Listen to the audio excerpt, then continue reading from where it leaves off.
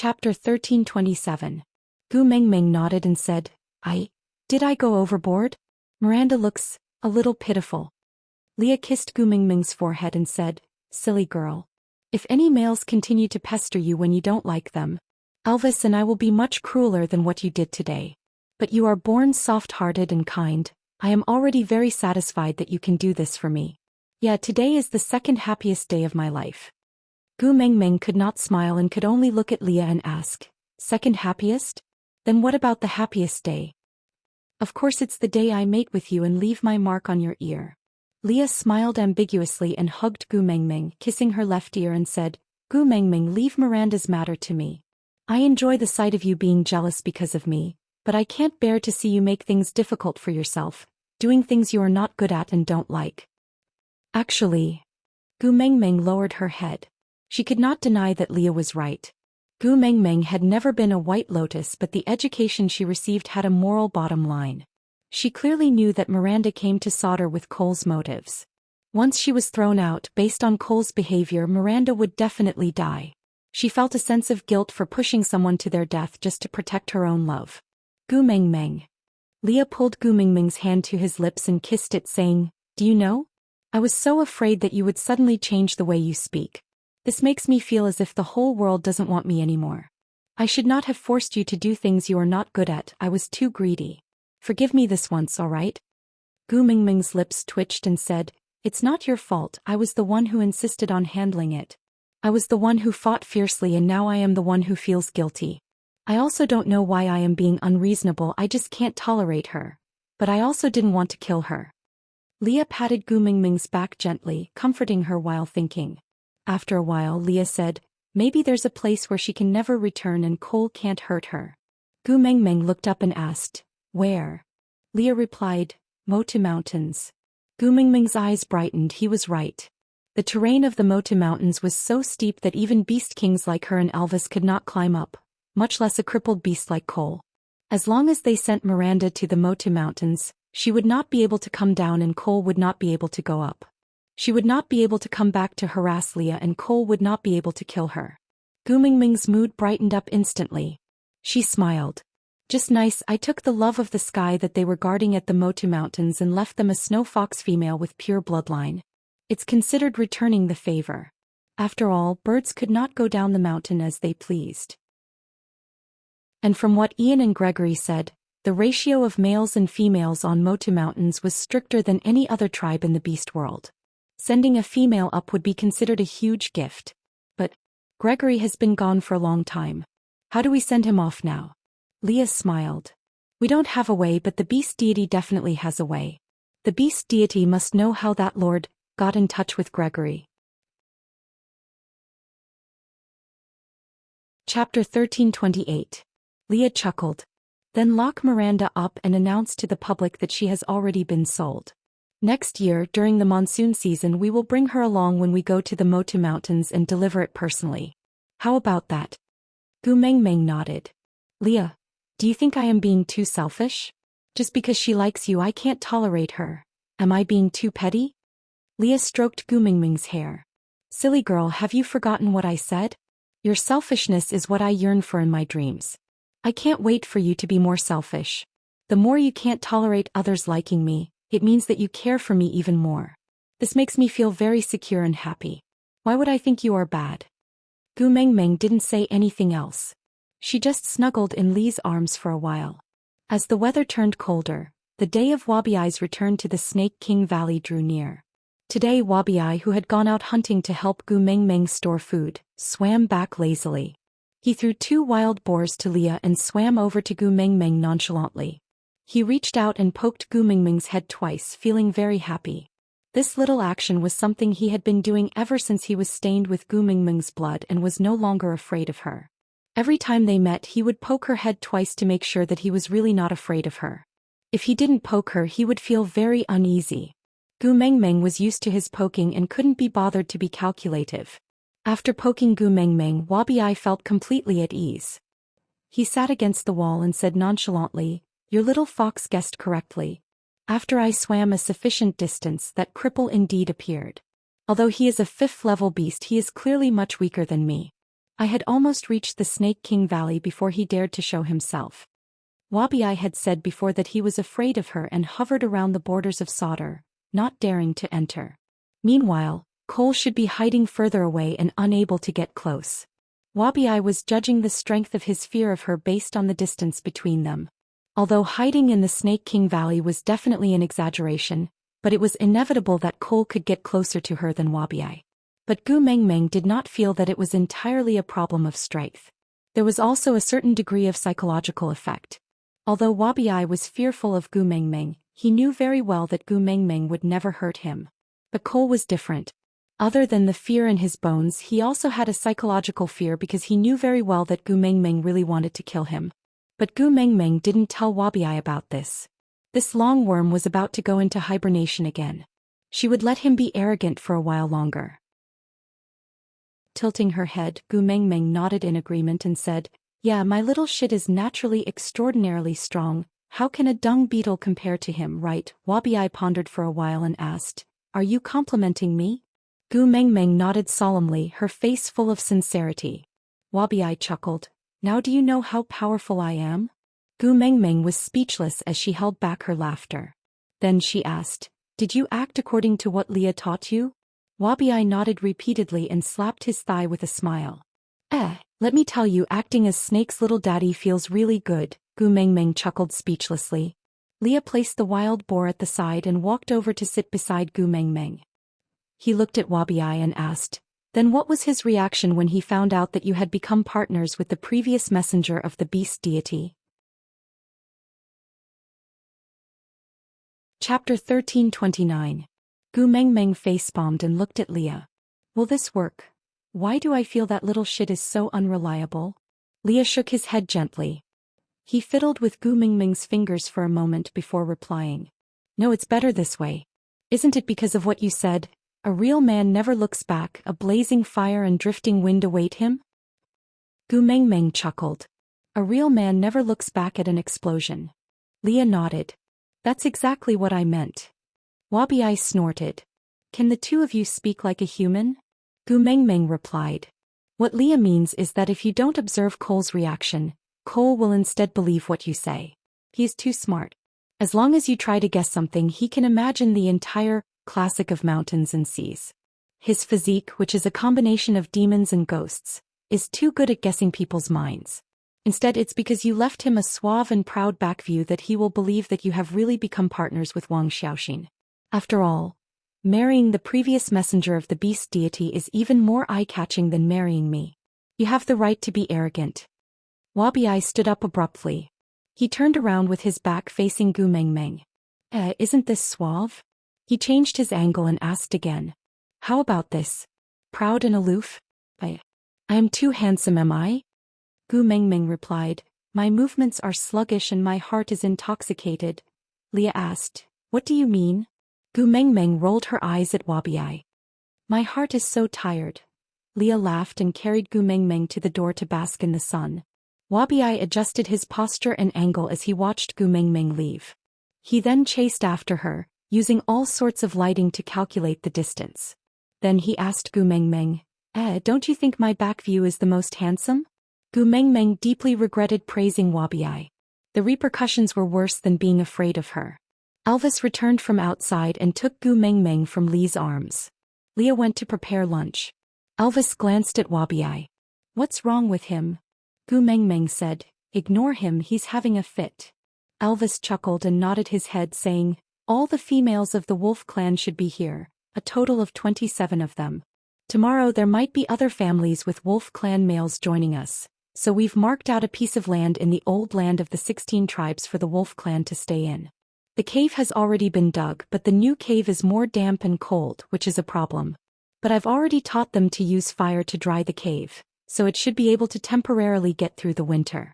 But now that winter is coming, I'm afraid we won't have enough food." Gu Mengmeng thought for a while and said, "We have a lot of food reserves at home. Why don't we give a portion to these 27 females? At least we have to ensure that all 27 of them are still alive when winter ends next year." Elvis shook his head and said, "You cannot share your food with others." But Leah went along with Elvis's words and said, I will teach them how to store food. It will be up to them how much food they can store for their own females in these few days. Gu Mengmeng, don't underestimate the potential of males. For their own females, there's nothing they can't do. Gu Mengmeng nodded and said, then we can only do that. But I don't know if we have enough salt. Chapter 1330. The matter of the female wolf tribe was thus settled.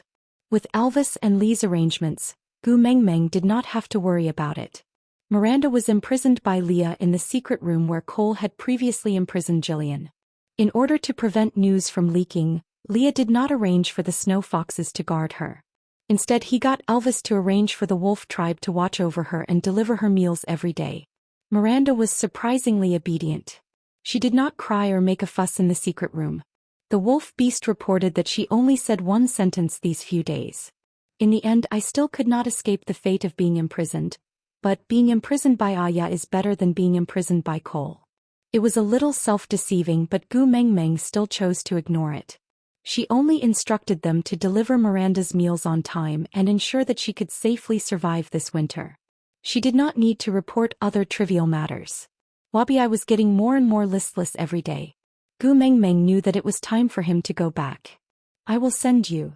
Gu Mengmeng hooked one arm around Wabi's neck and said in a brotherly manner. Wabi snorted. I am the best in the world. Do I need a little female like you to send me? Gu Mengmeng thought about it and agreed. She said she was going to send Wabi, but in the end, Elvis had to carry her all the way. Alright, go back and have a good sleep this year. Next year, bring back some fruits from the Snake King Valley for me to eat. I want to eat that red one. Do you know about it? Wabi nodded. Yes, the one snake kicked me off the tree to help you pluck. When I return next year, I will bring you the biggest and best one at the top. Gu Mengmeng nodded. Little shit knows me best. That night, Leah prepared a sumptuous dinner. Gu Mengmeng took out some of the newly brewed grape wine and poured it into small bamboo cups. Elvis only had one cup and Gu Mengmeng ordered him to drink at most 3 drops in one mouthful. He was not allowed to drink any more after he had finished the cup. Elvis knew that he had violent tendencies when he was drunk. Now that he had the powers of a beast king, Gu Mengmeng was the only one who could deal with him if he went into a drunken frenzy. Thinking of the possibility of hurting Gu Mengmeng due to losing control, Elvis treated the red wine as poison. He raised his glass repeatedly but not a single drop entered his mouth. After an entire winter of training, Lee's alcohol tolerance could reach 1.5 cups. But in order not to lose control, Gu Mengmeng only gave Leah half a cup of wine, so that he would be slightly tipsy but not drunk. Wabi was the main guest today and naturally wanted to get drunk. So Gu Mengmeng directly poured a large bowl of wine for Wabi. She didn't seem to care about the wine at all. She drank to her heart's content and didn't want to leave until she was drunk. As for Oriton, who came to freeload, Gu Mengmeng really wanted to see how he would look like after his poker face was torn off. Anyway, even if he went crazy, a 3rd-level beast would not be able to do anything, so Gu Mengmeng also gave Oriton a big bowl and filled it to the brim. Gu Mengmeng used a small bamboo cup for herself. She used it a few times, which made her look more elegant. Wabi looked suspiciously at the big bowl in front of him and the glass of wine in Elvis's arms. He tilted his head at Gu Mengmeng. Gu Mengmeng, I say, what are you up to? There's no poison here, right? Gu Mengmeng raised her head. Unless the bowl in front of you is filled with my blood, what else in this world can poison you to death? Don't be a coward, let's drink. Chapter 1331. Although she had never drunk alcohol before, males were naturally not easy to provoke. Gu Mengmeng's generous toast made Wabi unwilling to back down. He raised his bowl and said, Humph, do you think I'm afraid of you poisoning me? Let me tell you, even if this bowl is filled with your blood, it will not kill me. Bottoms up. With that, he downed the entire bowl. The red liquid flowed down his windpipe and a slight spicy sensation spread throughout his entire body. Wabi felt a sense of comfort that he had never experienced before. His pupils involuntarily narrowed into slits and every cell in his body seemed to be gradually awakening. Wabi felt as though a whole new world had opened up to him. He felt like he was floating in the air, wishing for life and death. Oriton held up the stone bowl and sniffed it. It smelled strange. What he liked was meat. Although the color of the juice made from this kind of sour fruit was very similar to blood, which made him feel a kind of excitement, he could tell that the smell was not right, so he couldn't bring himself to drink it. Leah patted Oriton's shoulder and whispered, "This is Mingming's baby, do you see it? She was only willing to give me and Elvis this little bit. You only have such a big bowl because of Wabi. Don't be so ungrateful. Because if you drink it this time you might not be able to drink it again." Oriton fully believed in Lee's words. So he nodded and imitated Wabi, downing the bowl in one gulp. Then clang. A tiger fell stiffly to the ground in the same state as Elvis that day. Gu Mengmeng shook her head in exasperation. "I thought I could conquer his poker face. What a waste of my good wine." Wabi handed the bowl to Gu Mengmeng. "Gu Mengmeng, I want more." Gu Mengmeng turned back to look at Wabi in surprise. She took his bowl and scooped another for him. "I couldn't tell that you have such a high tolerance for alcohol." Wabi's tongue had turned into a forked tongue and he couldn't help sticking it out. He had an extreme desire for the contents of the bowl. After downing another bowl he was still not satisfied. He handed the bowl back to Gu Mengmeng with the words "Fill it up for me," clearly written on his face. Gu Mengmeng's interest was piqued and she ordered another bowl for Wabi. She even imitated the waiter and said, "Warrior, 3 bowls is not enough." Wabi didn't understand what Gu Mengmeng was saying at all. He clinked his stone bowl against Gu Mengmeng's little bamboo cup and said, "Less nonsense, cheers." Gu Mengmeng raised her glass and said, "I'm happy to accompany you." Hence Wabi had a big bowl and Gu Mengmeng a small cup. The two of them drank more and more vigorously, causing Leah and Elvis to tremble in fear and excitement. Who knew what Xiao Mengmeng would be like when she was drunk? Would she hug them and act coquettishly, or would she turn into a little devil and whip them? Wabi and Gu Mengmeng were drinking enthusiastically when Oriton, who had fainted, suddenly stood up stiffly. Glaring at Leah like a tiger watching its prey, he walked in front of Leah with one hand and one leg and clamped onto Lee's shoulder tightly. "Where's the meat? Where's my meat?" Pfft! Gu Mengmeng burst out laughing. The alcohol had magnified her emotions by many times. Looking at the drunk Oriton still chasing after Leah with a poker face, Gu Mengmeng laughed so hard that she was convulsing with joy. Chapter 1332. Gu Mengmeng was already a little tipsy, but Wabi was still very energetic. Gu Mengmeng rubbed her temples and shook her head. "No, I can't drink anymore." Wabi hooked his arm around Gu Mengmeng's neck. "You promised to get drunk with me. Can you still go back on your words?" She then leaned against the side of the barrel and hooked her finger at Wabi. "Little shit, I am not a petty person, do you know? I said that I will drink till I'm drunk, till I'm drunk, till I'm drunk. Come over here. Look at this, see, it's all wine. I am a tycoon, do you know that?" Wabi's eyes widened as he looked at Wabi and said, "Little shit, I am not a petty person, do you know? I said that I will drink till I'm drunk, till I'm drunk, till I'm drunk, till I'm drunk." Wabi leaned over to the barrel and took a deep sniff. His face was filled with greed. He looked at Gu Mengmeng. "This is for me?" Gu Mengmeng made a please gesture. "After you finish this there's more beside. Do you see there's so much? You can drink as much as you want." Wabi held onto Gu Mengmeng's shoulders with both hands and knocked his head hard against her forehead. "Gu Mengmeng, you are so loyal. From today onwards I, little shit, am your friend. Your problems are my problems. I will climb a mountain of swords or plunge into a sea of flames. If I, little shit, even blink, I am your child." Gu Mengmeng changed her tone. She shook her head and corrected herself. "My partners are wolves and foxes. They can't give birth to such a huge worm like you." Wabi also shook his head. He turned Gu Mengmeng's shoulders around and pointed at the back of her neck. "No, you have a partner from the snake tribe. Look, the mark is here. This mark. It looks so familiar. I seem to have seen it somewhere before." Gu Mengmeng clutched the back of her neck. Realization dawned on her. Yes, I have the mark of the snake tribe on my neck. All right, you are my child from now onwards." Leah and Elvis looked at each other. They didn't know whether to laugh or cry as they watched Gu Mengmeng and Wabi spout nonsense in all seriousness. Wabi thought for a moment. "So, you and Snake gave birth to me. Then I mated with Snake's mother and became Snake's little daddy. So between Snake and I, who is whose daddy?" Gu Mengmeng seemed to have fallen into a trap. She tried to calculate with her hands. Finally she smacked her head. You are my daddy. Wabi nodded. All right, I am your daddy. Wabi nodded. All right, I am your daddy. Wabi nodded heavily and said, All right, father, I will drink first to show my respect. After saying that, he plunged his head into the wine barrel and gulped it down. Elvis poked Leah with his elbow and asked, So, who exactly is whose daddy now? Leah facepalmed. I haven't passed level 4 or 6 in Chinese, so I don't really understand. With that, he walked forward with a smile and hugged Gu Mengmeng in his arms. He won't be able to finish it in such a short time. Go and sleep for a while. Gu Mengmeng looked at Leah and was stunned for 2 seconds. Then she raised her arm and gave Leah a slap. Demon, return my master. Leah was dumbfounded from the beating. He looked at Elvis innocently and asked, Her master is... Elvis thought about it and grabbed Oriton, whose face was swollen from Lee's beating, from the side. I'll take this, I'll make do with it. Leah nodded and dragged Oriton's leg in front of Gu Mengmeng. Come, return your master. Gu Mengmeng did not take it.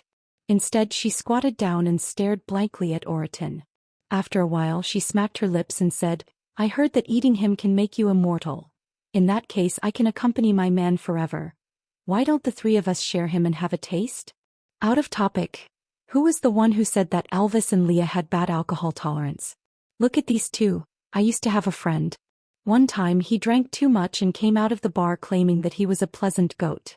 He sprawled on the green belt to eat grass. No one could pull him away and he had a mouthful of mud.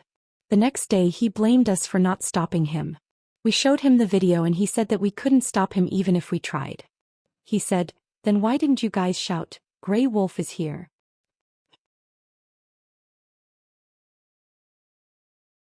Chapter 1333. Oriton sat up abruptly. As his face was swollen from Lee's slap, he could not speak clearly. Coupled with the effects of the alcohol, his tongue was stiff. He stammered, Eat? Where is it? Where is the food? Meat, my meat. Gu Mengmeng instantly clutched her head and rolled around on the floor. Master, I was wrong, master. Stop chanting, stop chanting. Ah. With a scream, Gu Mengmeng fainted. Leah and Elvis looked at each other.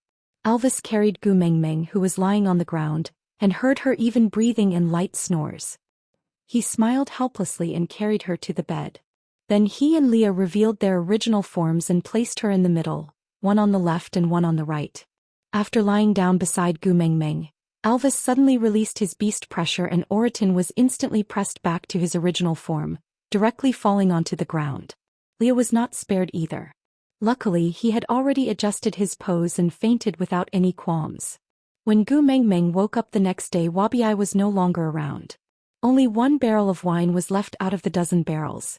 Gu Mengmeng stared at the empty barrel and gritted her teeth. She pointed at the door and shouted at the air. Little shit. Just wait and see. See how I will settle the score with you next year. Elvis and Leah rubbed their noses. Neither of them mentioned that it was Gu Mengmeng herself who made Wabi drink freely last night. Leah held Gu Mengmeng's shoulders and pinched her angry little face.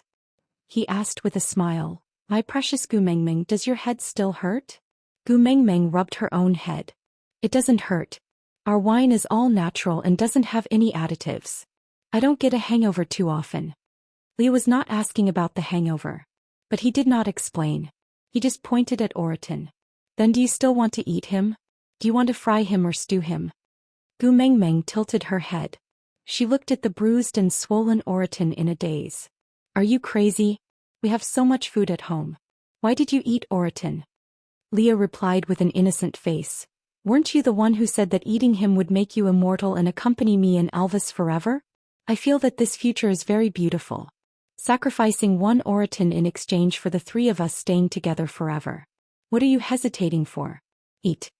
Gu Mengmeng was shocked. She pointed at her own nose. I said that. Leah nodded. Gu Mengmeng shifted her gaze to Elvis, who also nodded. Gu Mengmeng facepalmed. I thought the alcohol content of the wine wasn't high, so I was very assured. But that little bastard Wabi kept teasing me and I couldn't control myself. I drank a little too much. I think I'm blacking out. Scratching her head, Gu Mengmeng asked carefully, Other than saying that I wanted to eat Oriton, I didn't say anything else, right? Leah rolled his eyes meaningfully before saying, "You talked a lot. For example, discussing who was whose father with Wabiai." Gu Mengmeng herself could not recall what she had said, but based on the sentence about eating Oriton to make one immortal, the level of nonsense she had spouted should be comparable to strange stories from a Chinese studio. Gu Mengmeng smiled apologetically and said, "As the saying goes, don't take drunk words seriously." Leah raised his brows. "Didn't you tell me before that drunken people speak the truth after drinking?"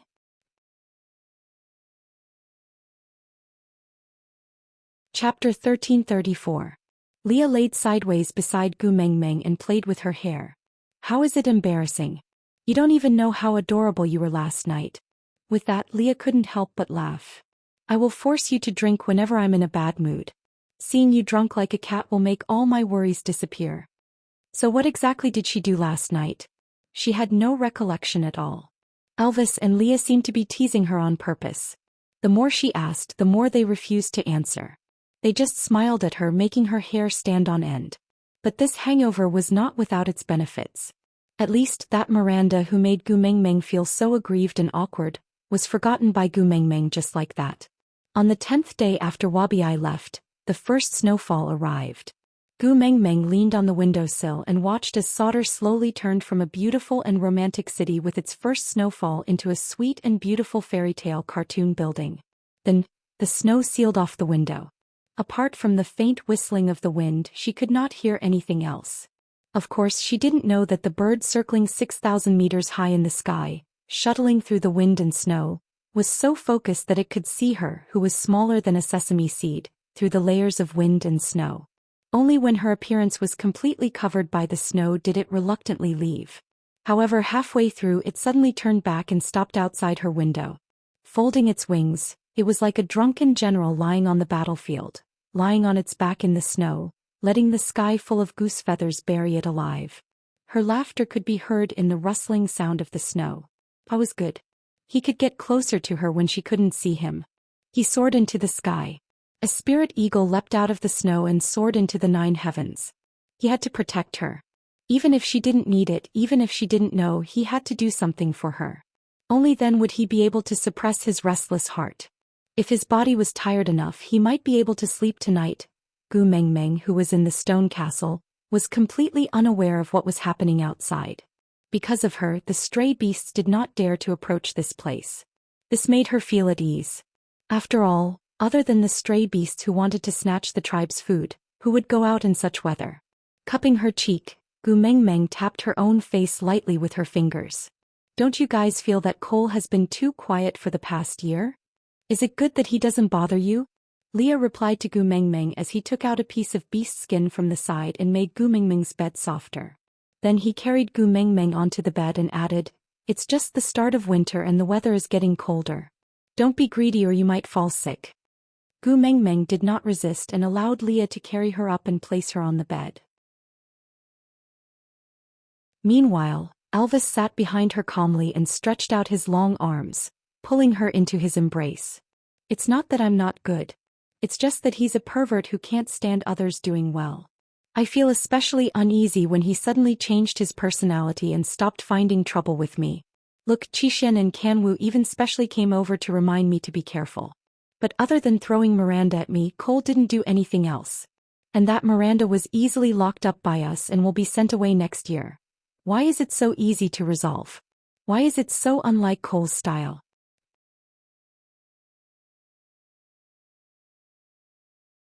Chapter 1335. Thinking about it, Gu Mengmeng nodded and did not dwell on it any further. As Sauter had a secret passageway, Gu Mengmeng did not feel bored during the winter. She often used the secret passageway to look for Sandy or Huda and Jiaoyu. Such comfortable days passed by for half a month. This day, Gu Mengmeng woke up as usual, ate as usual and prepared to pass through the secret passageway to look for Sandy. But she realized that Leah was blocking the entrance of the secret passageway and not letting her in. He even used layers of beast skin to seal the entrance. Lee's expression was not right and he looked very agitated. "Leah? What's wrong?" Gu Mengmeng was a little worried and went forward to help Leah up. He was shocked. "Leah, why is your body so hot? Are you sick?" Leah shook his head and blocked the entrance with all his might. I'm fine.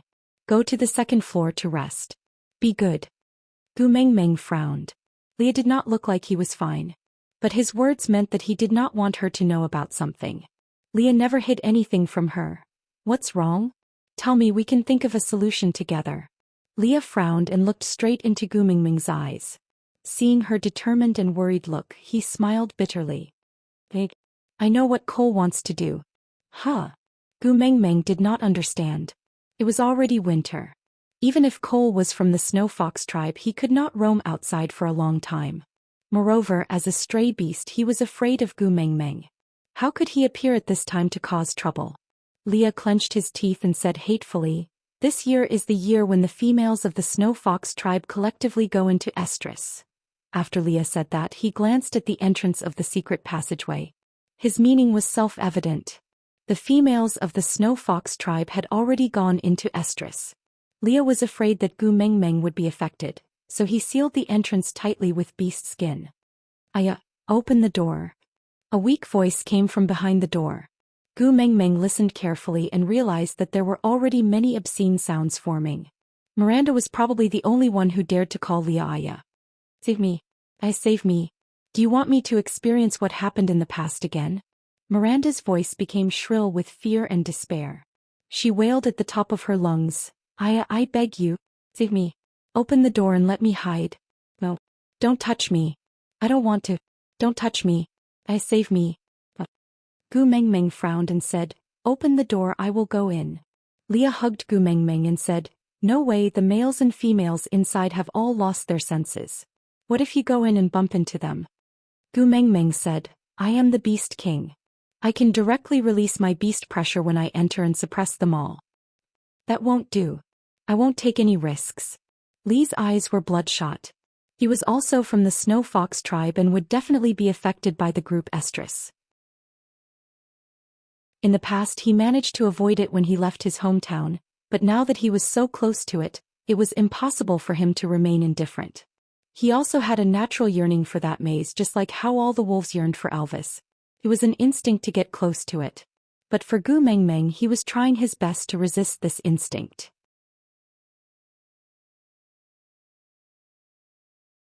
Chapter 1336.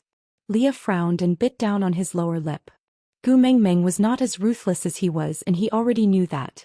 He could turn a blind eye to Miranda's pleas for help, but Gu Mengmeng could not. Just as Leah had said, he was not a kind person. Apart from Gu Mengmeng, he did not care about anyone else. But Gu Mengmeng had a kind nature, and could not stand to see someone being humiliated in front of her without doing anything. Nodding, Leah looked at Elvis and said, "Be careful." Elvis tore off the beast skin blocking the entrance and pushed open the door. At the same time, Leah punched the snow sealing the entrance of the stone castle, allowing air to flow in. In an instant, the entire house was filled with the fox's seductive fragrance along with the chilly wind, engulfing this originally warm and cozy place. Elvis stepped into the secret tunnel and released his beast pressure with a shake of his body. Instantly there was complete silence. Because the secret tunnel was winding, the beast pressure could not spread very far, so only the orcs within a certain range were affected. The concentration of the fox's seductive fragrance was too high, and even Elvis could not withstand it for long. So he only carried Miranda out and quickly retreated out of the secret tunnel. Then he closed the door of the secret tunnel and sealed it up with layers of beast skin. The silence did not last for long before waves of exhaustion came again. The beast skin that Miranda was wearing had long been torn to pieces. In just a short period of time, her body was covered in bruises, as if she had been ravaged by someone. There was some dirt on her body, probably from some male who had already done it but had not finished venting. She transformed her tail to cover her body and curled up in a corner of the room, shivering. She looked at Leah with her charming peach blossom eyes, looking extremely pitiful. "Go upstairs and turn left. The room at the very end is empty. Go in yourself and close the door. Don't come out again. Or else I will either throw you back into the secret tunnel or throw you outside."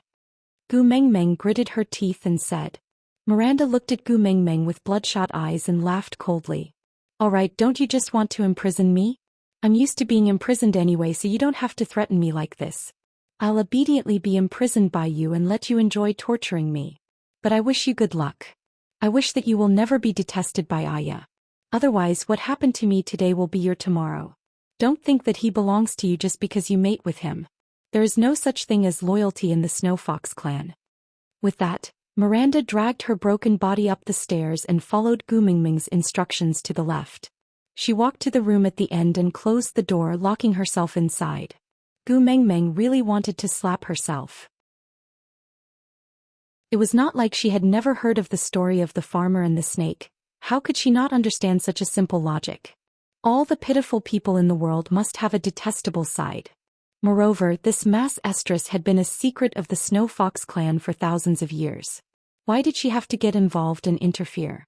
He had no choice but to get himself into trouble. But with her character, she just could not turn a deaf ear to those pitiful cries for help. Meng Meng. Li's body was getting hotter and hotter as he hugged Gu Mingming. His gaze started to blur and he called out to Gu Mingming. "Mingming, I feel terrible. I'm afraid I won't be able to control myself. Knock me out. I can't hold it in anymore. Mingming. Mingming, I feel terrible."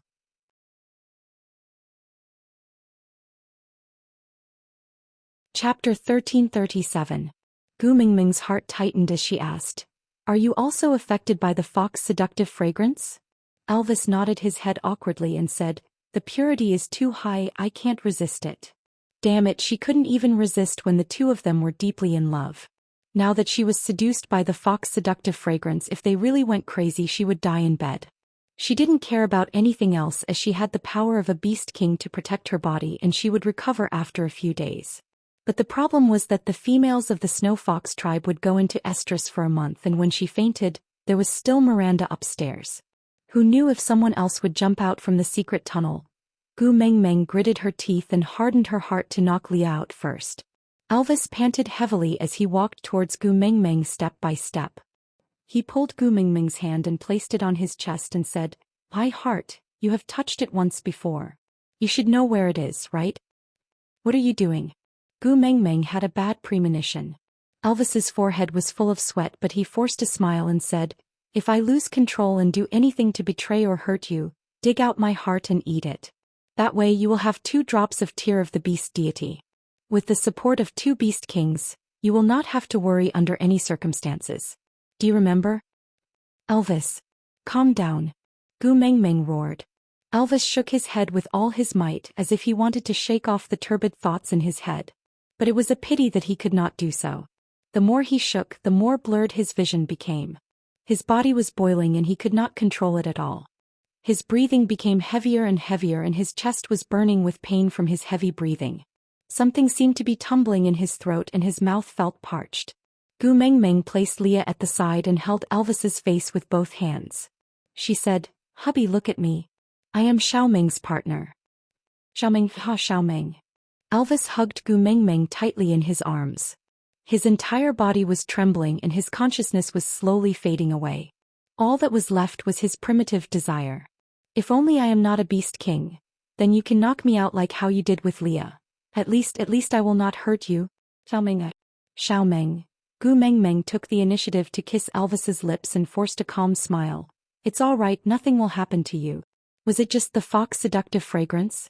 You just want me, don't you? I'll give it to you. I'll satisfy you. It's okay. Don't be afraid. Don't worry, okay?" Elvis's eyes were bloodshot as he hugged Gu Mingming tightly. On one hand it was to appease his own emotions and on the other hand, it was to restrict himself from doing anything more overboard. He clenched his teeth and said, "I can't have you in this situation.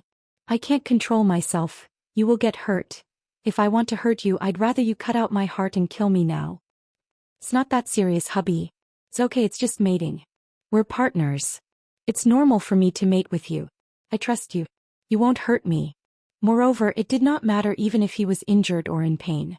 As long as she endured it, Elvis would regain his consciousness once the effects of the fox seductive fragrance on him wore off. He would not kill her after all.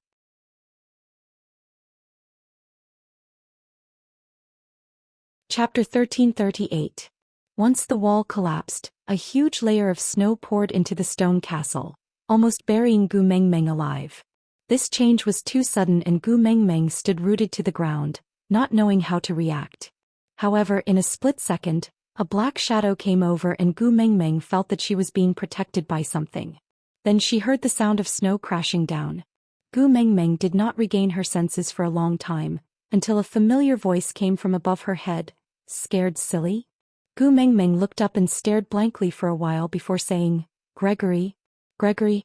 Didn't you return to Motu Mountains? Why are you here? Gregory sighed and did not answer Gu Mengmeng's question. Instead he opened his wings forcefully and pushed the accumulated snow to the sides. Gu Mengmeng then realized that Gregory had wrapped his wings around her, using his body as a bomb shelter to protect her. Before she could thank him, Gu Mengmeng hurriedly dug the snow at the side, shouting as she dug, Elvis! Elvis! Leah. Gregory did not say a word and just used his wings to sweep the snow away for her. Then he pulled out the unconscious Elvis and Leah from the snow. It's not safe to stay here for long. Do you have any other plans? Gregory looked at Gu Mengmeng and asked. Gu Mengmeng hesitated for a while. She wanted to say that she could return to Saint Nazaire, but the snow had been falling for almost a month and Saint Nazaire had long been buried in the snow. Not to mention that Gregory did not know where Saint Nazaire was. Even if he knew, she would not be able to find her cave in the snow. Gregory looked at Gu Mengmeng's hesitant look and asked, Why not follow me to Motu Mountains? Gu Mengmeng looked up at Gregory and asked, Can I? Gregory chuckled and said, Aren't you the messenger of the beast deity? Aren't the rules set by you in the beast world? Gu Mengmeng smiled helplessly. The situation before her was really terrible enough. No matter how she looked at it, she looked like a downtrodden Cinderella. How did she look like the high and mighty messenger of the beast deity? Raising her head, Gu Mengmeng combed her messy hair and patted the beast's skin on her, saying, Yes, I am the messenger of the beast deity. I set the rules in the beast world. If the beast deity gets angry because you brought me up the mountain without permission, I'll take the blame. After all, I'm the only daughter of the beast deity. My father will always open the back door for me. Gregory stretched out his hand wanting to touch Gu Mengmeng's head, but his hand froze in midair and did not touch her. He turned around and landed by his side, then turned around and spread his wings, saying, Come up. Gu Mengmeng was a little hesitant. This isn't good, right? Being on the back was a very sacred ritual. In the relationship between the sexes in the beast world, a male's last dignity was his own back. Many males would die for their female without blinking an eye, but they would never allow her to ride on their backs. Sandy and Colin had been partners for several years, but until now, Colin had never carried Sandy on his back. Ian had carried Gu Mengmeng on his back once and almost threatened to kill himself to make Gu Mengmeng swear not to tell anyone about it.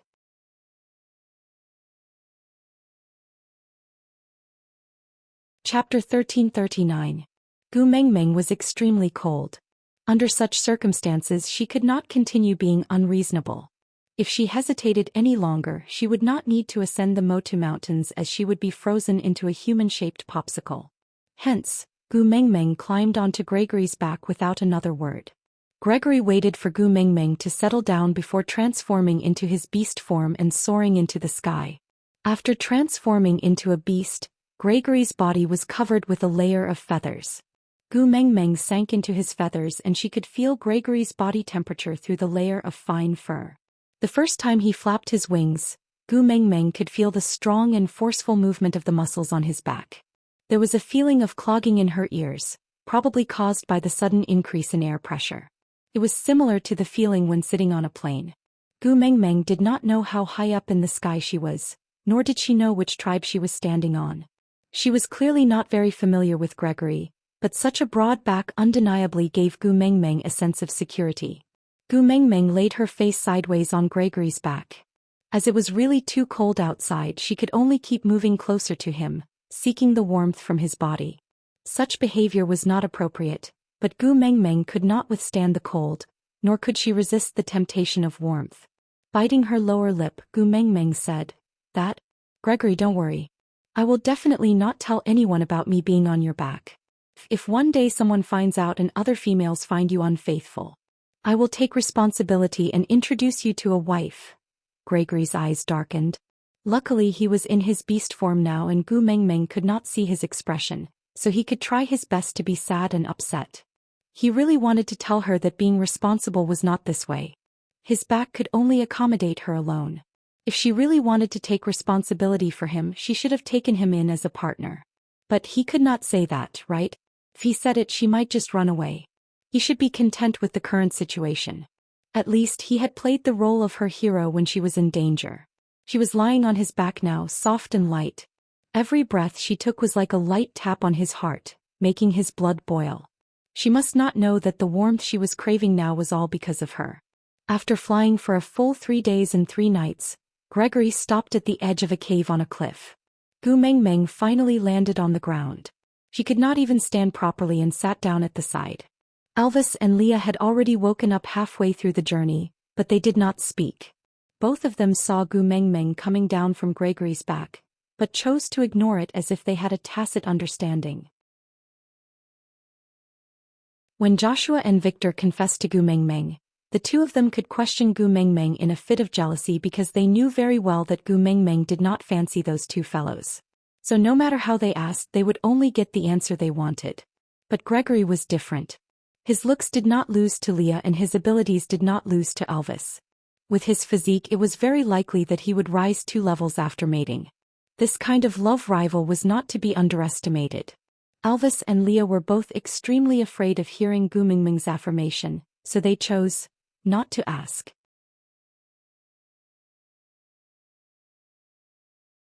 Chapter 1340. Gregory did not say a word. He just shook his wings and flew out again.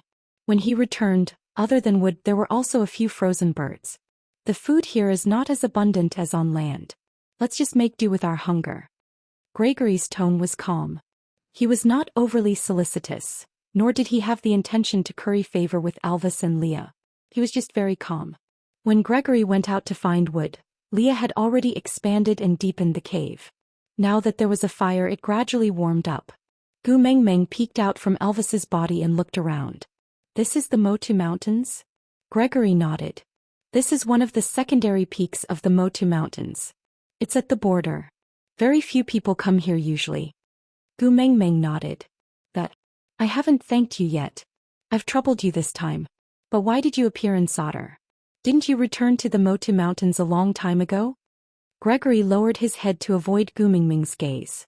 I had something to do and just happened to pass by. Gu Mengmeng wanted to ask him what he had to do in this damn cold weather. But after thinking about it, what right did she have to ask such questions? Gregory was her benefactor who saved her. He was not her prisoner or her partner. He had no obligation to answer to her. So she nodded to show that she understood. Then she smiled sweetly. No matter what, I have to thank you. If you hadn't appeared at the right time, I wouldn't know what to do. Gregory hesitated for 2 seconds. It's nothing. Don't mention it. Elvis and Leah exchanged glances. Their expressions were unfriendly. Both of them were by Gu Mengmeng's side. But they let her fall into such a helpless situation and did nothing.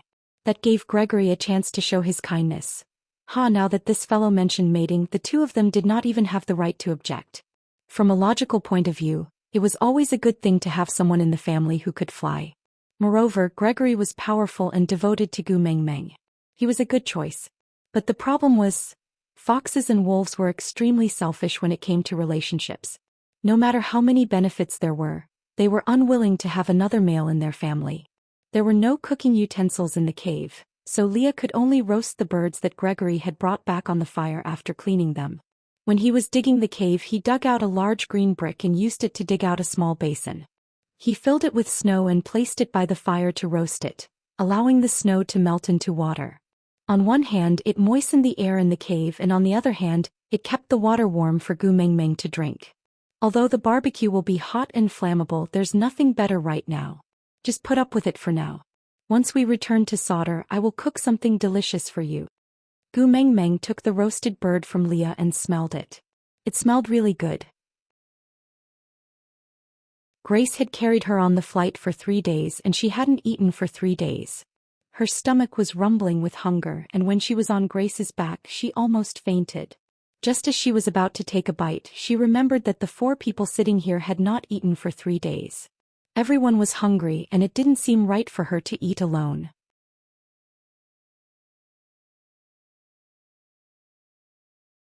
Chapter 1341. You can eat it yourself, I'm not hungry. Gregory replied calmly. Actually, he did not tell Gu Mengmeng that food was scarce in Motu Mountains and these few birds could be her entire food supply for the entire winter. After eating these, he could only tear off his own legs to feed her. He had to keep his wings or else he would not be able to send her back tomorrow after winter ends. If she was a legless bird in the future, she could only fly in the sky nonstop. Gu Mengmeng looked at the bird leg in her hands and then at Elvis and Leah. She smiled helplessly. Perhaps it was because Elvis and Leah had taken too good care of her that she had almost forgotten that the winter season in the beast world was also known as the season of death. Before she came here, the females even survived by eating their own partners. Food in this environment was so precious. And how could the males bear to share the food of the females? That was equivalent to taking the lives of the females. Sighing, Gu Mengmeng said, I know you are worried about the problem of food, but I only need to stay here for a month. After a month we can return to Sauter. There is still plenty of food stored in my stone castle and we won't starve to death. But if you don't eat, how are you going to fly the three of us back after a month? You are the most important one among us now and we cannot afford any mishaps. Leah nodded and said, that's the logic. If there isn't enough food, you can eat me first. If I can't last for a month after you eat me, then eat Elvis. As long as you can promise to take good care of Gu Mengmeng and bring her back to the land safely, it will be fine. Gu Mengmeng twisted Lee's ear and said with a black face, how many times have I said this? I don't eat partners. I'm not a pervert. I was wrong. Good Gu Mengmeng, don't be angry at me. Leah tilted his head and fell into Gu Mengmeng's arms, using his large furry tail to wrap around her waist. He smiled and said, I won't spout nonsense anymore, forgive me, huh? Gu Mengmeng nodded reluctantly and said, I'll let you off this time. Leah leaned his face forward and said, don't be angry at me, just one kiss. Give me a kiss and I'll believe that you've forgiven me. Gu Mengmeng chuckled and kissed Lee's face. Leah said contentedly, I knew my baby Mengmeng is the best. Don't try to bewitch me. If you dare say something like that again, I'll wring your ears off. Leah nodded as if he did not dare to disobey her. He vowed solemnly, I will not speak nonsense again. That's more like it. Leah took over the bird leg from Gu Mengmeng's hands and passed it to Gregory, smiling. I was just joking just now, you don't have to worry about the food. Although it's not convenient for us to return to Sauter now, there are people in Zacharias and Saint Nazir who have prepared food reserves for Mengmeng. It's just that you'll have to bring me back to retrieve the food. Gu Mengmeng tilted her head. Why would Zacharias and Saint Nazir have my food reserves? Did you and Elvis prepare it?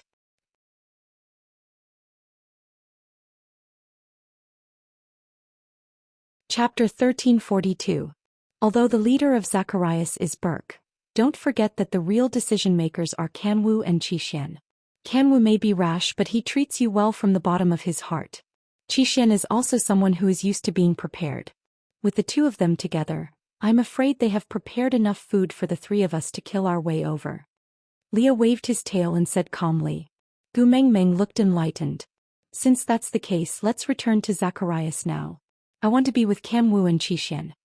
Gregory's face darkened at Gu Mengmeng's words, but he quickly regained his composure and pretended that nothing had happened. He thought that he would be able to spend at least another month with her this time. But she was going to leave so soon, even though he had already tried his best not to cause trouble for her, not to let his feelings become a burden to her, and even tried his best to reduce his presence. But she still had to leave. Leah shook his head and grinned. Since we are already at Motu Mountains, how can we return empty-handed? Gu Mengmeng's lips twitched. You won't? We didn't prepare anything and you want to go up Motu Mountains to retrieve the love of the sky?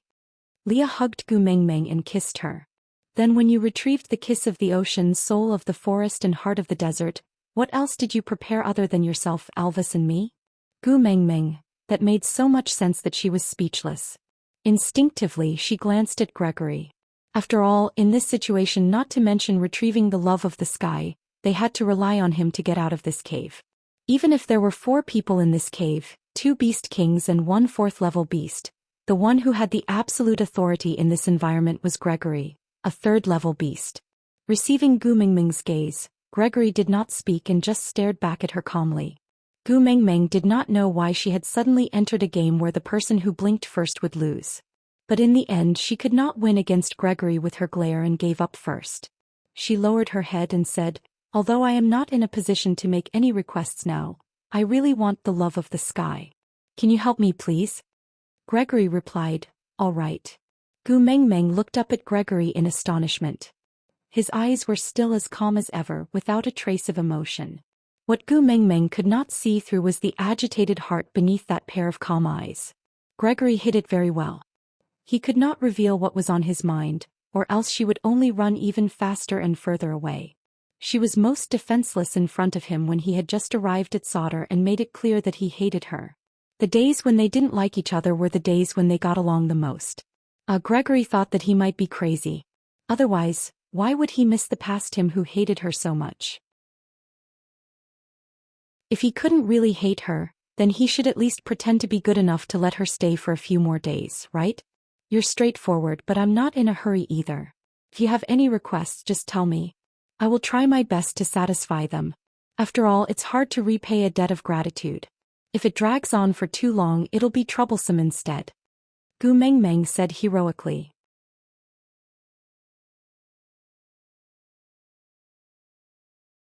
Chapter 1343. Gu Mengmeng thought about it and felt that Gregory's words made sense, so she nodded in agreement without another word. She then asked, "Then when can you bring me to get the love of the sky?" Gregory slowly heaved a sigh of relief and said, "The dry season." Gu Mengmeng calculated with her fingers, "Wouldn't that be another half a year?" Gregory said, "You keep saying that you want to find the love of the sky, but you actually don't even know what it is, right?" Gu Mengmeng smiled awkwardly but still nodded honestly. Gregory chuckled and his lips curled into a doting smile. After realizing himself, he immediately retracted his smile and said with a serious expression, "Legend has it that 1,000 years ago, a bird tribe fell in love with a walking beast. During the dry season, the walking beast fell into misery due to a lack of water and kept fighting with other orcs, using their blood to quench his thirst. But during the latter half of the dry season he could not even suck a mouthful of blood out of an orc after biting it to death. Seeing that the walking beast was about to die of thirst, the bird carried an ice cube down from the Motu Mountains to give it to the walking beast. But before the ice could reach the foot of the mountain, it would melt, and by the time it reached the side of the walking beast, not even a drop would be left. The walking beast was on his last breath due to the lack of water.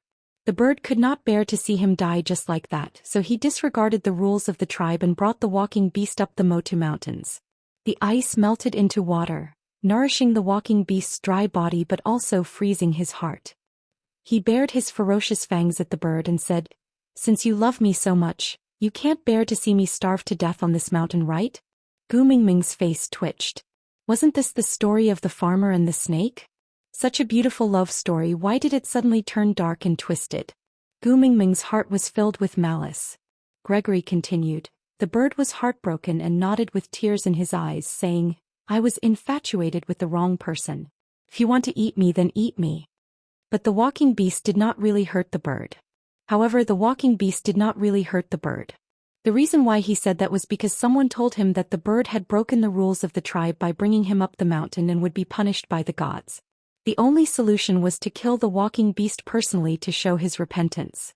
The walking beast knew that it couldn't do it to the bird, so it pretended to be merciless to provoke the bird.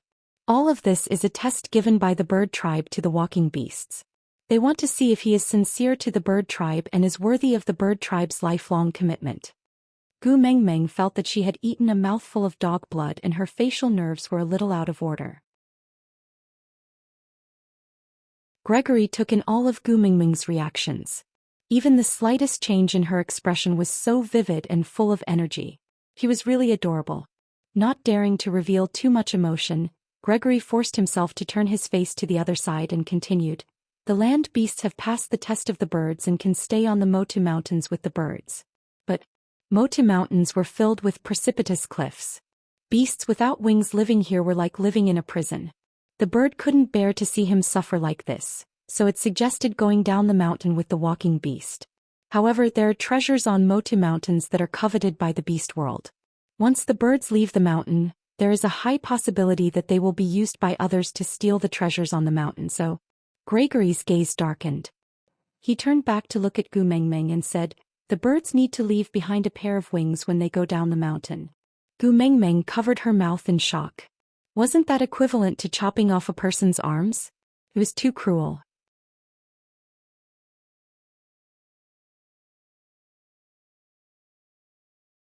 Chapter 1344.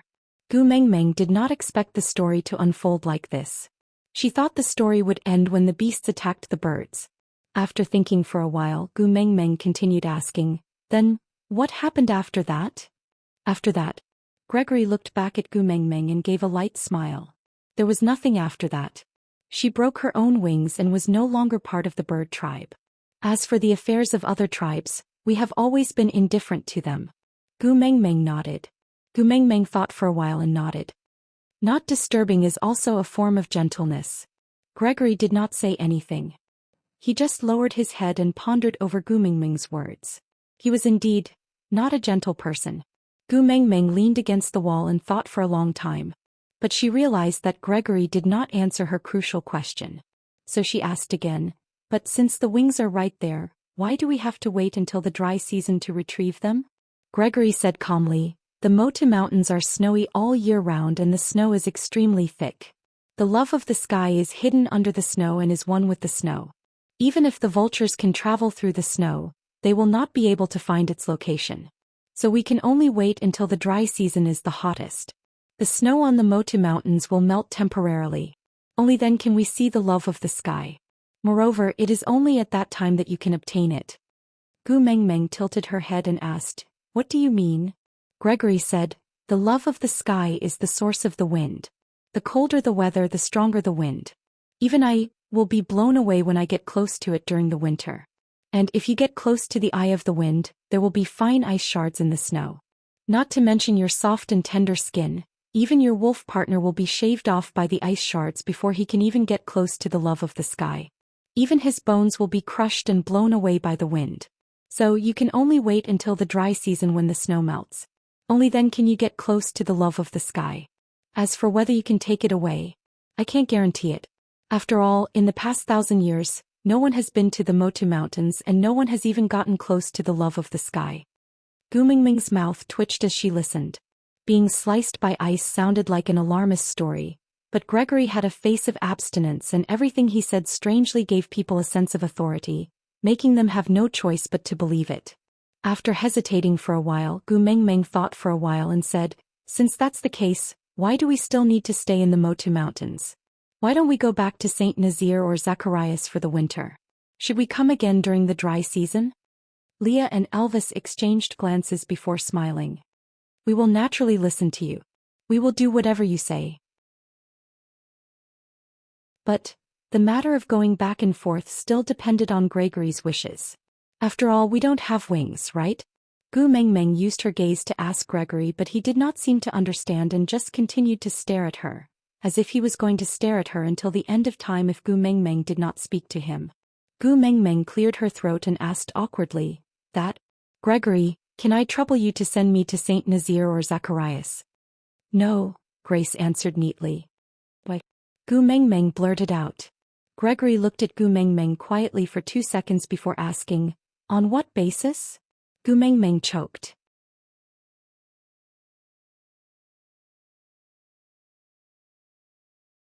Chapter 1345.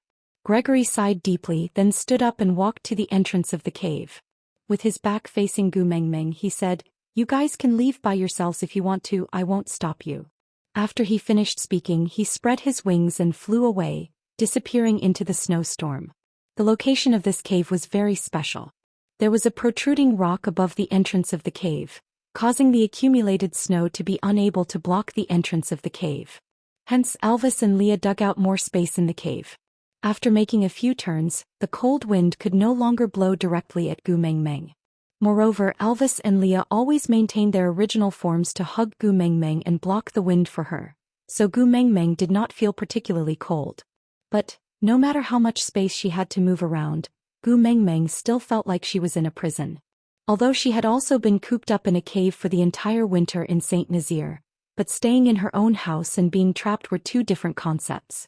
Leah leaned against the entrance of the cave and looked down. He shook his head with a bitter smile and said, At this height, if we want to dig all the way down, we will probably have to dig until the next messenger of the beast deity dies. Gu Mengming pouted unhappily and said, "Why is this Gregory so weird? How can he fall out with us so easily? I thought he was a good person after he saved us." Elvis caressed Gu Mingming's little face and kissed her furrowed brows. He said, "The males in the beast world are all good partners, but none of them are good people. The good people that you think can never survive in the beast world." Gu Mengmeng twitched her lips and thought about it. Her little face fell and she said, "Then what should we do now?" He flew away just like that. "We don't know how to fly, let alone return to Saint Nazir. We can't even leave this place." Leah swayed his tail and said, "Don't worry, he won't let us starve to death here." Gu Mengmeng mumbled, "But I don't want to spend the winter here." Elvis pinched Gu Mengmeng's little face and said, "Don't be angry, there will always be a way." Gregory had trapped Gu Mengmeng here because he wanted to stay by her side for a while longer and find a chance to nurture their relationship. He liked Gu Mengmeng, so he would definitely not hurt her. The only ones in danger were probably Elvis and Leah, the two males. After all, their deaths would be the most advantageous situation for Gregory. The plan did not need to be too complicated. As long as Gregory did not appear for a long period of time and did not send food over, Elvis and Leah would definitely kill themselves and cook themselves into delicacies for Gu Mengmeng so that she would not starve to death. Then after Gu Mengmeng had eaten Elvis and Leah and was starved to the extreme, Gregory would appear again and he would be able to possess Gu Mengmeng effortlessly. In the beast world, it was not news that a man would resort to unscrupulous means to mate with a female he liked. Furthermore, Elvis and Leah would not accuse Gregory of being despicable because of this. Wooing his own female depended entirely on his own abilities. If the two of them were to die here, they could only lament that they were not as skilled as others. Leah chuckled, not at all concerned about Gregory's possible choice. As long as Gu Mengmeng was safe, he did not mind much about his own life and death. Moreover, the above methods might be effective on other females but not on Gu Mengmeng.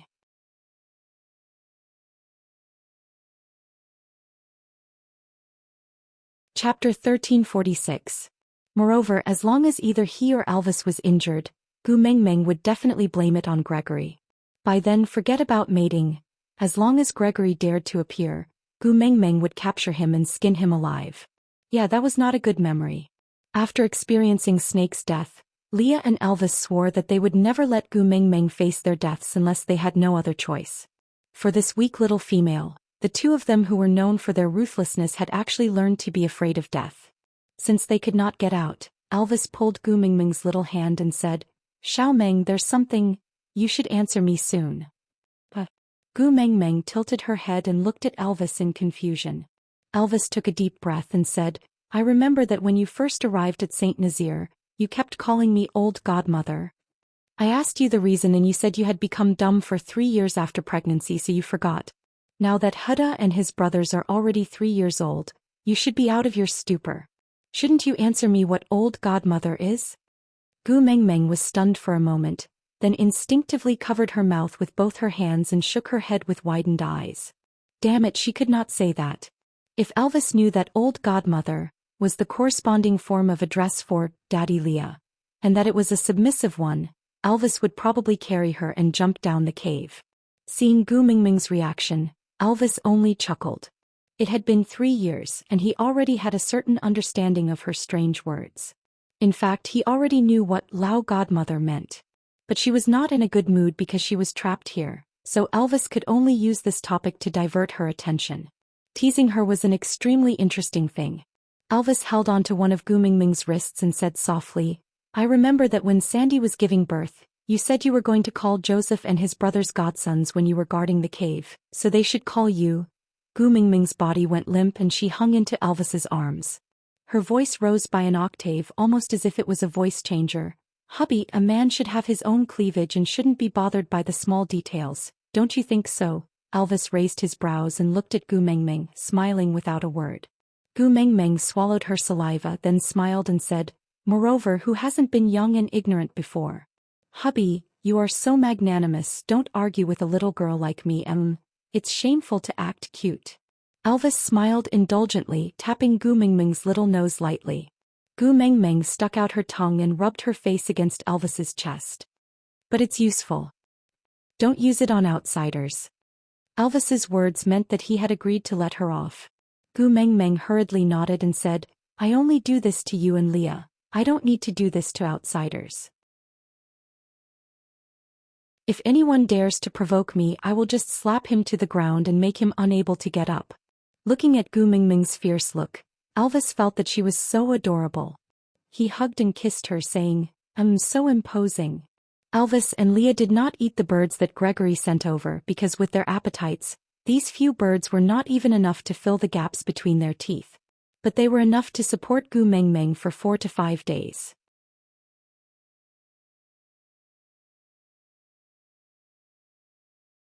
Chapter 1347. Looking at the thing in Gregory's hands, Gu Mengmeng was dumbfounded. Isn't this the wine barrel I placed in solder? Gu Mengmeng looked up at Gregory in surprise. Gregory placed the wine barrel at the side, then opened the lid and said, I have brought back some of the prey that you stored in solder. Gu Mengmeng remembered that when they flew from solder to Motu Mountains, Gregory brought her Elvis and Leah and flew for 3 days without rest. So during the 6 days Gregory disappeared, he went to solder to get food for her? Gu Mengmeng lowered her head as she thought about how she scolded Gregory for the past 2 days. She felt rather guilty. Gu Mengmeng had not eaten for a day, so the moment Gregory placed the food down, the first thing Leah did was to check the food. After confirming that there was no problem, he immediately started to prepare it. Gregory looked at Elvis and Leah and said, You two can eat together. Elvis and Leah turned back to look at Gregory with obvious questions on their faces. Gregory said, I met a crippled snow fox in solder. He gave me all these food. Crippled snow fox, Gu Mengmeng frowned. Cole went to solder again. Damn it, he's really haunting me. No way, Huda, Jiaoyu and Sandy are all in solder. I have to go back. I have to go back now. Gregory took out a comb made from the horns of a gigantic beast. That fox asked me to pass this to you. He said he will guard solder for you. When you return this to him. As long as this thing is intact, the solder he returns to you will be intact. In other words, if this stupid comb was damaged, solder would suffer a similar loss. If it was lost, he would massacre the entire solder tribe? Gu Mengmeng said, Haha, this Cole is so arrogant. Could it be that he ate stinky tofu that was left overnight? He has to have the ability to massacre the entire tribe of solder. Leah took the comb from Gregory's hands and gently stroked it. He frowned before passing it to Elvis. Take a look. Elvis took the comb in confusion and touched it. Then he sneered and said, Xiaomeng, the current Cole might really have such an ability. Gu Mengmeng was confused. She took the comb and touched it but could not feel anything. She tilted her head and looked at Elvis in confusion. Leah hugged Gu Mengmeng and said, You are not sensitive to beast pressure, so you can't feel it. The remnant beast pressure here is at the level of a beast king. Gu Mengmeng was stunned. He got the spirit of the rocky cliffs? Leah remained silent for a moment before pursing his lips. It could also be the kiss of the ocean or the soul of the forest. Gu Mengmeng was stunned for 2 seconds before her eyes turned bloodshot. Gritting her teeth, she grabbed onto Gregory's arm and said, Send me to solder now immediately. Leah hugged Gu Mengmeng and whispered into her ear, Mengmeng, calm down. How can I calm down? That bastard might have hurt my son.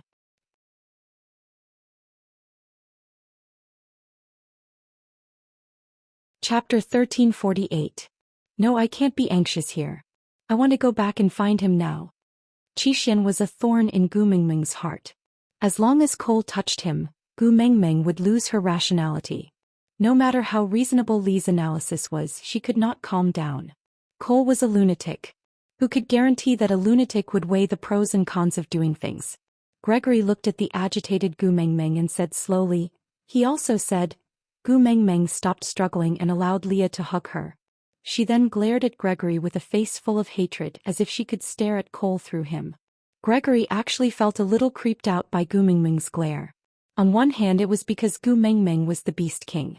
On the other hand, try being stared at by a girl you like. If it was you, you would also feel creeped out. Pursing his lips, Gregory cleared his throat and continued. He said to let you spend the winter in Motu Mountains in peace. When the monsoon season comes next year, he will give you a big present. Rest your mother's balls. Gu Mengmeng pushed Leah away and grabbed Gregory's wrist again. Bring me back to solder. I want to go back now. Gregory did not move. He just looked at Gu Mengmeng quietly. After a long while he shook his head. I still have the same words. If you want to go you can go by yourself. It will not stop you. Gu Mengmeng grabbed her head and spun around on the spot. After 2 rounds she pressed Gregory against the wall. If you don't bring me back I will kill you. Gregory's lips curled up. He chuckled. Go ahead. Gu Mengmeng raised her hand and aimed at Gregory's heart. But no matter how angry or worried she was, Gu Mengmeng still had a bottom line. Grace had saved her life when she was in trouble. If she wanted to kill Grace she would be biting the hand that fed her. She would be the frozen snake. Swinging her hand, Gu Mengmeng suddenly smiled. She looked at Gregory. I heard that you like me. Gregory's blood froze. He looked at Gu Mengmeng and frowned. The secret that he tried so hard to hide was exposed to the sunlight. It made his heart feel uncomfortable. Gu Mengmeng retreated step by step and chuckled. Send me back or I will jump down from here. Even if I have the strength of a beast king, there's no saving me if I fall and turn into meat paste. Gregory frowned and his gaze drifted towards Elvis and Leah. He said coldly, if you jump down the 2 of them will be the first to die with you. Gu Mengmeng raised her head and said, no, Elvis is a beast king and Leah is a 4th-level warrior. Both of them can withstand the backlash of the mating contract. Gu Mengmeng took another small step back and glared at Gregory with a face full of determination. Don't talk nonsense, I'm only asking you one question, are you sending me back? Gregory still stood there without moving. He was betting that Gu Mengmeng was lying, betting that she could not bear to really jump down. Gu Mengmeng clenched her teeth and nodded. All right, don't regret it. With that, Gu Mengmeng's entire body leaned backwards and fell straight out. In that instant the blood of the 3 males in the cave froze. Elvis's reaction was the fastest. He immediately flew out to pull Gu Mengmeng into his arms and hugged her tightly. Along with the howling cold wind, Elvis only said one sentence. If you want to die, I will accompany you.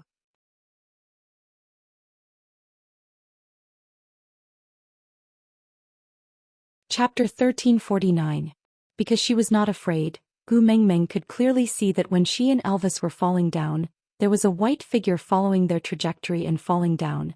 It was Leah, smiling with a poignant beauty and arrogance, with sadness and agony, but not a single trace of fear. Gu Mengmeng's heart tugged at her. She wanted to avoid Lee's eyes, but realized that she could not shift her gaze away from his long and narrow eyes, not even for a second. She was too rash.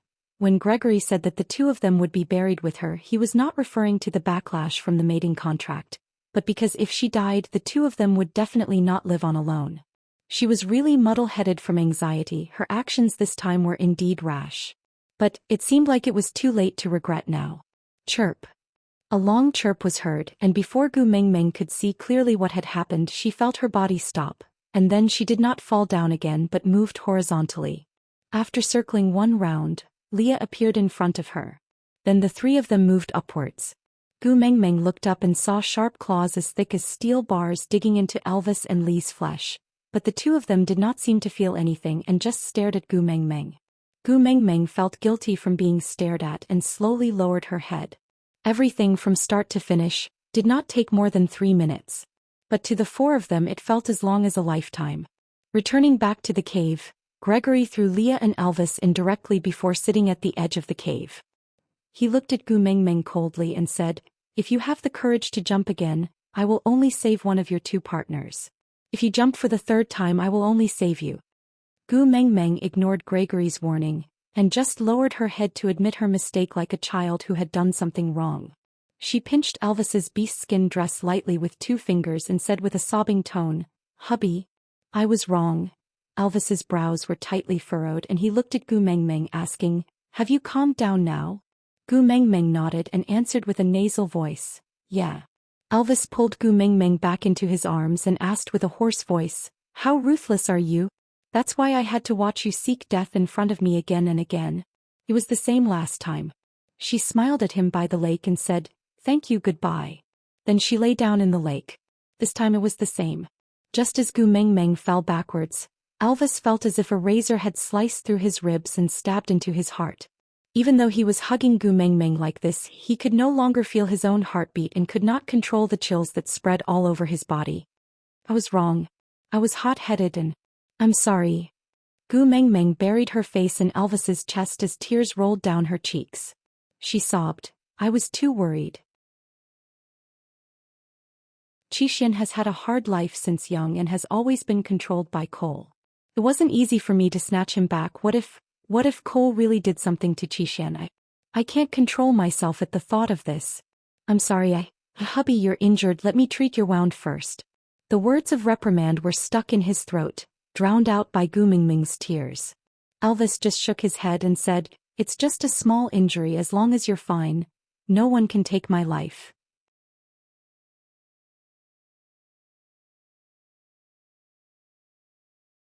Chapter 1350. Leah had originally planned to not let Gu Mengmeng off so easily this time. Otherwise, this little woman would become more and more daring and he did not know what she would do next time. But seeing her sobbing like she was about to suffocate, Lee's heart also throbbed painfully. Sighing, he walked to Gu Mingming's side and reached out his slender fingers to gently wipe away her tears. Gritting his teeth, he said, you are taking advantage of the fact that we can't do anything to you, so you deliberately want to torture us like this, right? Gu Mingming's shoulders trembled as she looked at Leah with pursed lips and reddened eyes. Shaking her head pitifully, she said, I jumped down not to kill myself. I just wanted to force Gregory to send me back to solder. I never thought that you and Elvis would jump down after me. Leah was so angry that he pinched Gu Mingming's little nose harshly and said, don't you know how important you are to Elvis and me? Alright Gu Mengmeng, let me tell you, the moment I jumped down after you, I was thinking of the moment I landed on the ground. I need to be under you and die with you just so that you won't feel so much pain before you fall to your death. Do you think that I won't jump down with you like this? Elvis pushed Lee's hand away and frowned, saying, she is already scared to death, don't say any more. Leah took a deep breath and turned to look at Elvis, saying, are you going to let her do whatever she wants just like that? Other things are fine, but she clearly promised us that she would protect herself for you and me and not let herself get hurt. She clearly knows that if she gets hurt even a little, it would be destroying our hearts. But what about her? When she jumped down from here, did she even think about our feelings? For Qixin, how many times has she abandoned us? I said that's enough. Elvis's face was cold and his brows were filled with anger. Leah nodded and smiled bitterly, saying, your indulgence will cause her to die sooner or later. If I had known earlier, I would not have given up the position of the first partner to you for the sake of the bigger picture. I should have brought her far away and hidden her. Then there would be no Cole, no Qixin, and she would not jump across the lake and then the cliff. Elvis hugged Gu Mengmeng with one hand and raised his other hand to strangle Lee's neck. His wolf eyes were a deep blue, surging with a mysterious aura. He exuded a dangerous aura. I warned you before, don't challenge the authority of the first partner. Gu Mengmeng had never seen Elvis and Leah fight when they were sober. The two of them always had the same tacit understanding and had the same goal. They had once fought each other in a drunken stupor and even acted out a conflict to deceive Cole. But based on her understanding of Elvis and Leah, she could clearly tell that the two of them were really going against each other and they were both angry. And it was obvious that she was the one who had angered them and they couldn't bear to lose their temper on her, so they vented their anger on each other. Gu Mengmeng held on to Elvis's wrist and said, hubby, don't be angry, it's all my fault, I shouldn't have fooled around on impulse. I won't dare to do it again, I really won't. Hurry and let go, if you don't, Leah will be strangled to death by you. Elvis's gaze was fixed on Gu Mengmeng. His thin lips were pressed into a straight line and the complicated look in his eyes made Gu Mengmeng's heart ache.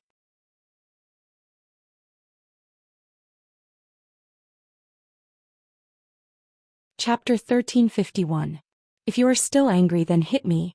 I have the power of a beast king, I can take more hits. As Gu Mengmeng said, she stretched out her little hand with her palm facing upwards. She shrank her neck back to hide, looking at Elvis with a fearful yet unwilling expression. Elvis took a deep breath and let go of Lee's neck. He held Gu Mengmeng's little hand tightly and said, you're a little liar. You didn't do a single thing that you promised me. Gu Mengmeng looked at Elvis. Gu Mengmeng knew she was in the wrong and did not dare to retort. She just nodded and said, yeah, I am a liar. Elvis did not know whether to laugh or cry at her behavior. He sighed and the turbid air in his chest dissipated. Gu Mengmeng saw that Elvis's expression had improved and she turned to look at Leah. She tugged at his arm and said, "Good Leah, I know you are angry with me. I was rash and jumped without thinking about the consequences. But as soon as I jumped down I regretted it. When I saw your disappointed and sorrowful eyes looking at me, my heart ached terribly. I really won't dare to do it again. Please forgive me this time, okay? Just this once." Leah looked at Gu Mengmeng and asked, "Can your words still be trusted?" Little liar. We can believe it, we can believe it." Gu Mengmeng held onto Lee's arm and pleaded pitifully with her little face up. "I have decided to repent and turn over a new leaf. Really, I will not lie in the future." Could her promise be trusted? Leah knew in his heart that it could not be trusted at all. Once this girl was involved with someone she cared about, she would lose her rationality and act without caring about the consequences. But what else could he do even if he did not believe her? He could not let her go, could not bear to part with her and could not do anything to her. After all, how was he different from her? When he saw her jump into the cave he also could not think about anything else and only wanted to follow her through life and death. He grabbed onto Gu Mingming's shoulders and pulled her into his arms tightly. Both of them knew very well how much unease that seemingly punishing force brought. "Then tell me, how can I trust you? When you met Qixin, when did you not consider the consequences?" Gu Mengmeng allowed Leah to hug her tightly. She knew that this was the only way for him to calm his fear. She did not struggle and instead hugged him back gently. Her soft body leaned against Lee's chest and she replied softly, "Then don't I still have a partner who is the wisest person in the world? In the future, if we encounter something like this, I will leave it to you to make arrangements. I believe that you will have a solution, right? There's no use in bootlicking." Lee's lips curved into a helpless smile. Why couldn't the words he used to criticize Elvis be used on himself? They could not do anything to this little woman. If this continued, she would become unruly sooner or later. Forget it, let her be. As long as he and Elvis were a little stronger, strong enough to protect her, it would be good. In this beast world, which female would not act recklessly? All right. Every word was worth 1,000 taels of gold. This was a promise. After coaxing Elvis and Leah, Gu Mingming's heart finally calmed down. Meanwhile, the three of them had completely ignored Gregory, who was standing at the entrance of the cave and watching everything coldly.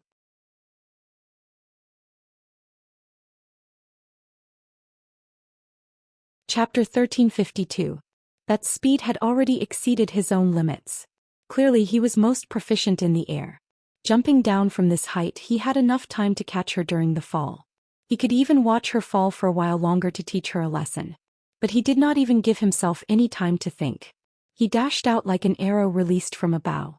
He even lost his sense of propriety. His iron claws had already grabbed onto Elvis, but he still felt uneasy. He was afraid that his grip would not be firm enough and Elvis and Gu Mengmeng would fall. The wound on Elvis's back was the best proof that he had lost his sense of propriety. He did not know how much less worried he was than Elvis and Leah. He only knew that he did not dare to take a single step away from the edge of the cave because he was afraid that she would jump again. He said that if she jumped again he would only save one partner. If she jumped a second time he would not save any of them. But he did not dare to say that if she jumped a third time he would not even save her. Even if it was just to threaten her, he could not say it. But she coaxed the two partners who had died with her with gentle words, but did not even look at the person who had saved her life. She jumped off the cliff to force him to send her back to solder. She admitted that she dared to jump because she was sure that he liked her and would definitely save her. Should he be glad that she trusted him? But other than trust she would not give him anything else. And this trust, she was only using it to force him to send her back. Did he still not understand? Did he not understand? There was no place for him in her heart. The pride of the vulture tribe had probably been crushed by her murderous gaze at the edge of Solder's territory. Actually, it was so easy for him to send her back. As long as she accepted him, he would naturally not force her to stay in this cave. But she would rather die than keep him by her side to accompany her. Gregory thought, perhaps he could understand why the stray beasts were so afraid of her. Because when she decided to be ruthless, she was far more heartless than the stray beasts. It was not that Gu Mengmeng did not feel Gregory's burning gaze. She did not want to make use of other people's feelings, but this matter concerned Qixuan and she had no other choice. What he owed Gregory was, in the end, still owed. Gu Mengmeng sighed softly, then leaned into Li's arms. She lowered her head and asked softly, "Are you still in pain?" Li's injuries were more serious than Elvis's, or it could be said that due to the difference in their abilities, the healing speed was different. The bloody wound on Elvis's back had almost healed, but Li's wound was still bleeding. Leah held on to Gu Mingming's little hand and placed it on his chest. Then he answered solemnly, "It hurts. It's so painful that I can't die, yet I don't want to live." Gu Mengmeng kissed Li's chest lightly and said, "I won't let you feel this pain again." "All right." Leah hugged Gu Mengmeng and sighed before continuing, "Be good and rest here for another 20 days. After 20 days I will bring you back to solder, all right?" Gu Mengmeng looked up at Leah and asked, "You have a solution?" Leah chuckled. "You already said that I am the wisest person in the beast world. I can't let you down. In order for you to trust me enough and think of me to solve any problems in the future instead of fooling around, I must have a solution, right?" Gu Mengmeng lowered her head and did not say another word.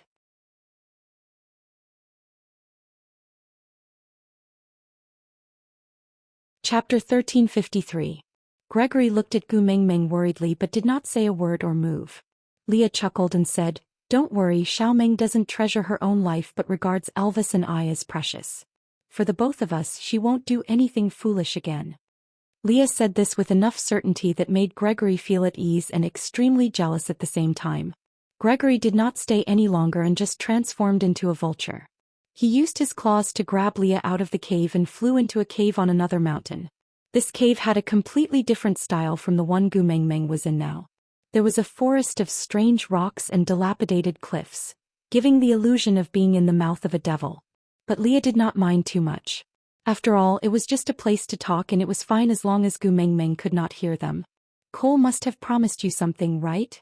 Leah leaned against the wall casually and calmly. He smiled at Gregory and said, "You don't have to deny it. You and I are both males and we both wanted Gu Mengmeng but could not get her. If there's anyone in the beast world who can understand your current feelings, it's probably me. Because only I know how ruthless she can be when she sets her heart on something. She did not even say a word of rejection but could use her gaze and actions to torture us to the point where there's nothing left unscathed. But, even though it's as painful as a million ants drilling into our hearts, we can't help but continue to approach her while screaming in pain." Gregory's jaw tightened into a right angle. He did not say a word, neither admitting nor denying. But only he knew that what Leah said was right. Gu Mingming's attempt to please and comfort Elvis and Leah just now was more hurtful than 100 sharp rejections. "It's precisely because I've experienced this that I understand your current state very well. Logically speaking, you should be in a situation where you're trying your best to please her. You don't even need her to make a request. You'll want to present the best in the world to her just so that she'll look at you a little longer. But you rejected her request and gave up the chance for her to be indebted to you.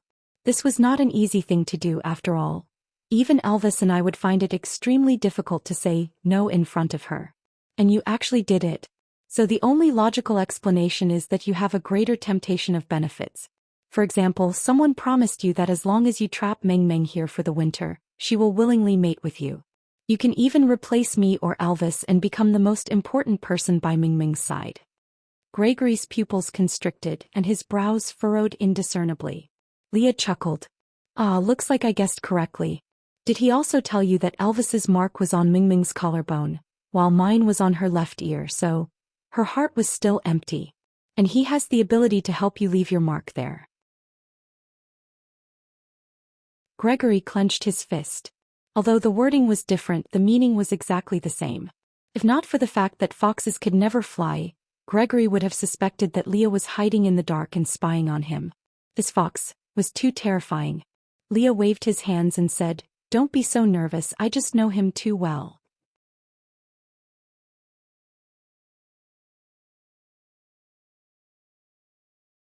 Chapter 1354. Although you have only met him once, you can't tell his intentions and greed towards Meng Meng, right? Leah chuckled as he shook his head. Taking a step back, even if you can't see through his true nature as a male if you were in his shoes, Would you help another male to occupy the spot in the female's heart that you want? Gregory clenched his fists and instinctively avoided Lee's eyes. How could he not know what Leah was saying? He was just deceiving himself and others, holding on to a sliver of hope that, what if? Leah waved his tail and mercilessly exposed the fluke in Gregory's heart. As someone who has been through it, I can tell you clearly that my Meng Meng is amenable to coaxing but not coercion. No schemes are as effective as treating her well wholeheartedly.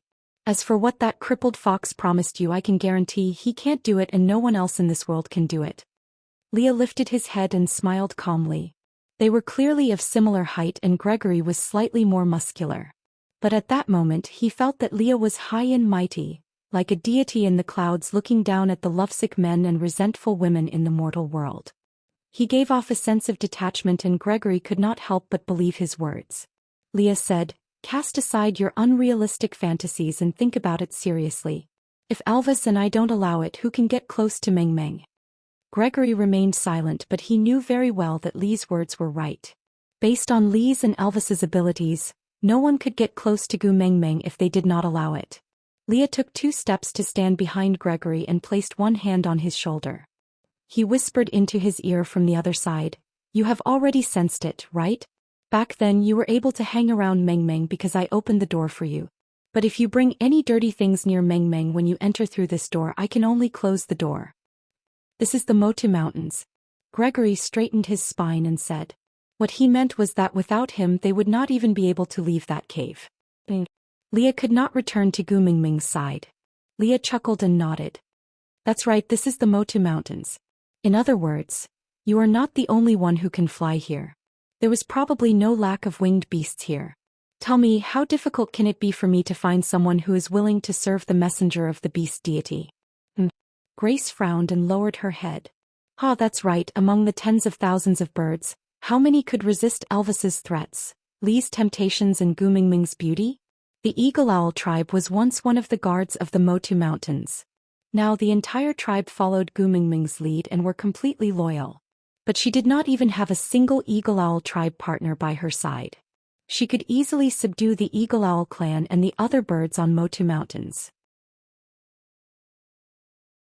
Even his heart that was once as firm as a rock could not stop palpitating because of her. It would be even more difficult for others to resist her charm. As long as she beckoned with her finger, not to mention sending her back to Sauter, even if she had to use pairs of wings to form a bridge for her to walk back to Sauter, these birds would not hesitate to break off their own wings to fulfill her wish. You're tuning in to the Dreamy Chapters YouTube channel. We're so grateful for your support and don't forget to subscribe to join us on this incredible journey through captivating stories. Your generosity through donations truly makes a world of difference, as it's the primary source of revenue that allows me to expand and enhance this channel for you. Thank you from the bottom of my heart for being a part of this adventure.